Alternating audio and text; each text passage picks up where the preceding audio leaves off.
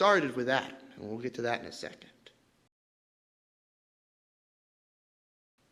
Starting here, we're going to start verse 7. Then the Lord God formed man of dust from the ground, and he breathed into his nostrils the breath of life. And the man became a living creature. And the Lord God planted a garden in Eden in the east, and there he put the man whom he had formed. And out of the ground the Lord God made to spring up every tree that is pleasing to the sight and good for food. And the tree of life was in the midst of the garden, and the tree of the knowledge of good and evil.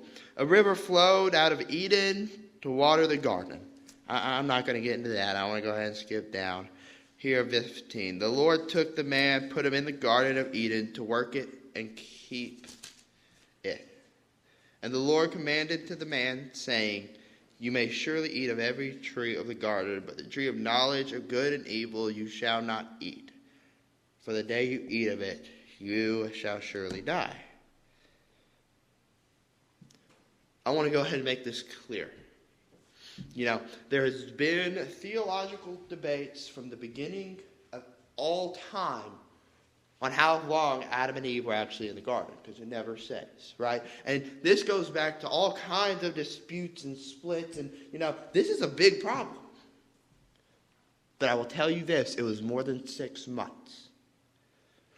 There had to be enough time for Adam to name all the animals and all the plants. And I guarantee you it took more than 6 months, okay? I'm telling you. But I make this clear. I want to give you this picture of a man who's living by himself. In the garden. Okay, I believe in giving credit where credit is due when we're judging these people. You have to look at them and say they did right here, like a child.